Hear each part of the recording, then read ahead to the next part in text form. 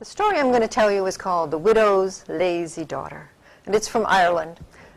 There was once a poor widow who had one daughter who was the laziest girl in all Ireland. The only thing she ever remembered to do was to put a little dish of milk out for the fairies every night beside the back door. And the poor widow had to do the cooking, the cleaning, the scrubbing, and if they needed a few coins to buy things, she had to go into town and get a job. Now, this was a day when she had a job, and she said to her daughter, whose name was Eileen, "Eileen, I am putting our last bit of porridge on to cook. Don't let it burn." And Eileen promised her mother that she would watch it like a hawk, that she would in no way let it burn. And her mother left, and Eileen sat by the fire, and she stirred the pot. And I'm sure she stirred it once, and maybe twice, but then she went into her favorite daydream, which was of she, Eileen, married to the King of Ireland's son, in a wide, wide-skirted dress and rings on every fingers. She was unfortunately awakened from this daydream by the smell of something burning. Oh, and it was the porridge. She had just run to the door of the cabin to fan it back and forth to get rid of the smoke, when who should come up the path but her mother. Her mother did not need to sniff twice to know what had happened. She was so angry she grabbed that spoon from her daughter and began to chase her down the street, giving her clouts on the head. But coming up the street on a fine horse was the King of Ireland's son. He said, "My good woman, why is it you are chasing your daughter down the street, and with a spoon?" Now the woman was embarrassed to tell the prince that her daughter was the laziest girl in all Ireland. So she quickly made up a story. She said, "Oh, your highness, I am a poor woman, and my daughter is so hard-working. She loves to spin and weave and knit. I cannot keep her in materials, and it was in that frustration that I was chasing her." "Your daughter loves to work?" said the prince. And the woman said, "Yes." He said, "Do you know, I have been the length and breadth of this country looking for a hard-working girl because my mother will not let me have a lazy bride. May I take her to the palace?" And the woman said, "Certainly," and she gave her daughter a leg up onto the horse. Now, when the queen met the girl, she looked at those lily-white hands, and she said, "This is a hard-working girl? Who told you so?" And her son said, "Her mother did." "Well," said the queen, "we will put her to the test, and if she's not, it's back to her mother she'll go." The next day, Eileen was taken to a room that was filled with bundles of flax, and the queen said to her, "Spin all of this flax into fine linen thread before nightfall, or it's back to your mother you go." Eileen began to cry, and she sat beside the spinning wheel, and she cried, and she cried, and she spun the wheel once or twice, but she didn't know how to use one of those. And when she had made a great puddle on the floor, she went and sat beside the window to cry some more. And a strange little woman looked up at her in a green cape and a red bonnet, and she said, "Why are you crying, Eileen?" Eileen said, "I have to spin all this flax into thread, or it's back to my mother I go, and I don't get to marry the King of Ireland's son." "Do you love him, Eileen?" "Oh, with all my heart. I'd love him if he were the butcher's boy." "Can you make a promise and keep it?" "Well," said Eileen, she had heard those Rumpelstiltskin stories within reason. "Well, if you will invite me to the wedding and let me sit at the high table, I will spin it for you." And the little woman came in the window, and she took a tiny silver spinning wheel out from under her cape and said, "Spin, spin, spin, and when the job is done, I'll get me to the wedding of the king's own son." And they wound bobbin after bobbin of fine linen thread. The woman left, and when the queen came back, whew, she was surprised. She said, "Well, it seems you can spin. Tomorrow we'll see if you can weave." And the next day Eileen was ushered into a room with a great loom already strung with the warps and the wefts.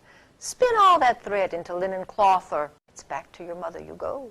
And the queen left and locked the door behind her. Eileen began to cry again, and she cried, and she cried, and then she moved to the window, and she cried some more. And there was a second little woman in a green cape and a red bonnet, and she said, "Why are you crying, Eileen?" "I have to weave all this thread." "Can you make a promise?" "I can," said Eileen. And the woman came in, and she took a tiny silver loom and said, "Weave, weave, weave, and when the job is done, I'll get me to the wedding of the king's own son." And they were soon pulling fold after fold of fine linen cloth. When the queen came back that night, she was surprised. "Ha! Seems you can weave. Tomorrow we'll see if you can knit, and if you can, we'll set a date for the wedding." The next day Eileen was taken into a room with balls and balls of white wool. "Knit all of this wool into stockings by nightfall, or back to your mother you go."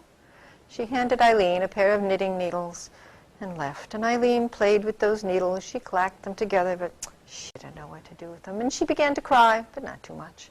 And she went over to the window, kept an eye out, and sure enough, a third little woman in a green cape and a red bonnet said, "Why are you crying, Eileen?" And Eileen explained about the knitting, and the little woman asked the favor and came inside. She took those silver knitting needles and said, "Knit, knit, knit, and when the job is done, I'll get me to the wedding of the king's own son." And soon there were pair after pair of perfect white stockings, all strung together on the top. When the queen came back, she looked at those stockings, and she looked at Eileen, for she knew that no mortal woman could knit 100 pairs of stockings in a single day. But she said nothing. And a date was set for the wedding. And when the plans were being made, Eileen came before the king and queen and the prince, and she said, "I have a favor to ask you. I have 3 cousins who have been kinder to me than I hope you ever know, and I would like to invite them to the wedding." "Of course, my dear," they said. "And can they sit at the high table?" "Certainly." So the day of the wedding came, and Eileen looked beautiful. She had on the dress of her dreams, with ruffles and lace and a wide, wide skirt and rings on every finger. And after the service, there was a great party.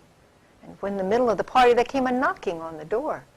And the doorman opened it, and the strangest woman came in a green cape and a red bonnet, but with 1 foot, that was twice as large as the others. She was brought up to the head table and introduced to the prince, and the prince said, "You know, I really shouldn't ask, but my good woman, where did you get such a large, large foot?" And she said, "From spinning, from pushing the treadle up and down, up and down." "Oh," said the prince.